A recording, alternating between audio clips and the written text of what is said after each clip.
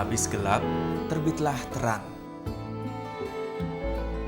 Itulah yang terjadi pada diriku. Siapa sangka bila kehidupanku bisa berubah begitu indahnya. Ya, kukira kehidupanku telah berakhir setelah kecelakaan dahsyat menimpaku. Namaku Muhammad Arsyad. Aku asli putra Kalimantan Barat.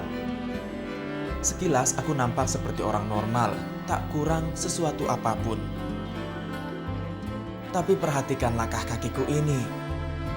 Ya, jalanku agak pincang dan sedikit tertatih.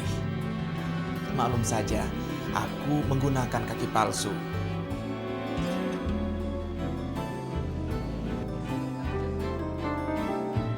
Sudah 23 tahun lamanya aku kehilangan kaki kananku. Jangan ditanya bagaimana perasaanku saat itu. Aku serasa mati suri, seakan aku kehilangan seluruh nyawaku. Aku tak peduli apa yang terjadi pada diriku ataupun di sekelilingku. Duniaku sudah gelap.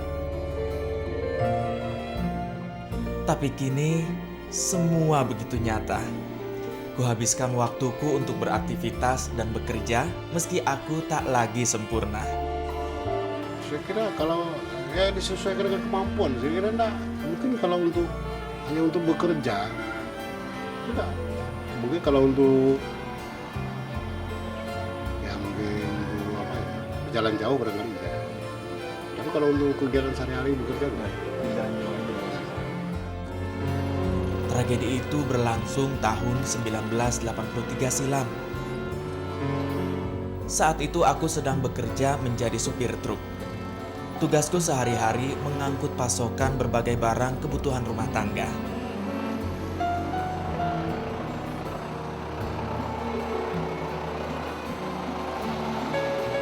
Awalnya tak pernah aku mendapat masalah ketika bekerja.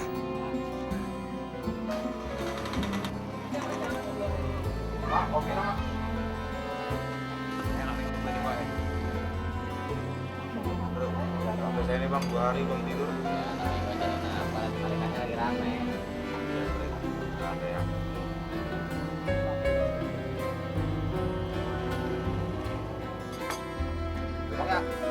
Namun karena tergiur bayaran yang lebih besar, aku seringkali lupa diri, bekerja tanpa istirahat. Bang, ya bang. Ngantuk bang.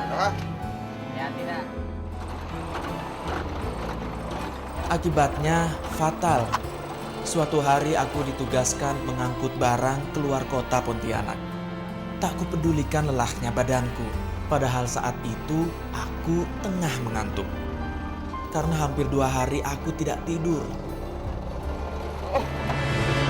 Ketika memasuki sebuah jembatan, tiba-tiba saja aku hilang pandangan.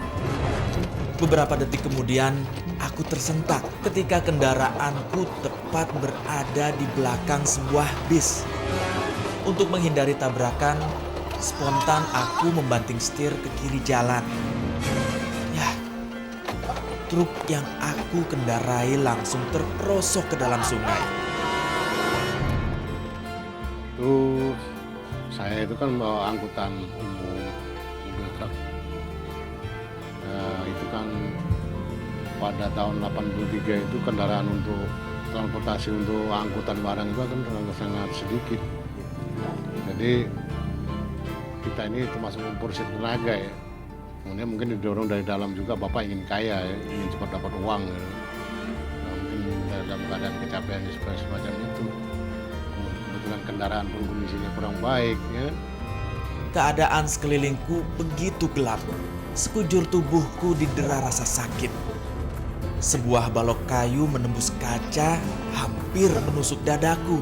Karena ku tahan dengan kaki, akibatnya kaki kananku yang tertusuk. Untunglah pertolongan segera datang. Dalam keadaan setengah sadar, aku mendengar hiruk pikuk di sekelilingku.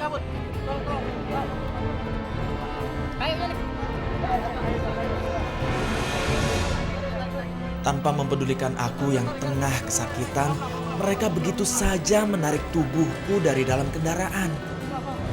Akibatnya, kaki kananku hancur teriris balok kayu. Sakitnya luar biasa, hingga aku pun tak sadarkan diri. Cepat-cepat saya diangkat itu sama orang-orang itu. Itu nggak ada lagi siapa menyingkirkan kayu, langsung ditarik aja. Itu akhirnya kakinya hancur. Setelah habis ditarik itu nggak kerasa, darahnya sudah habis. Nah, di bawah itu ini apa kakinya nggak diikat sampai ke puskesmas, sampai ke Pontianak juga nggak diikat kakinya, dibiarkan aja. Ini darahnya terus ngalir terus.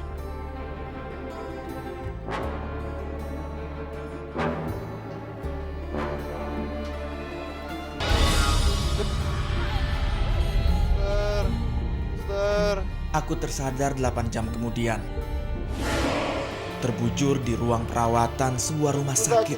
Tak bisa kugambarkan bagaimana rasa sakit itu. Begitu menyayat, membuatku serasa hampir gila. Terutama di bagian kakiku. 3 hari kemudian, datanglah keputusan itu. Sebuah keputusan yang membuat masa depanku tak lagi sama. Dokter memvonis kaki kananku harus diamputasi, bila tidak nyawaku melayang. Sebuah pilihan sulit, karena aku tak mau hidup dalam keadaan cacat.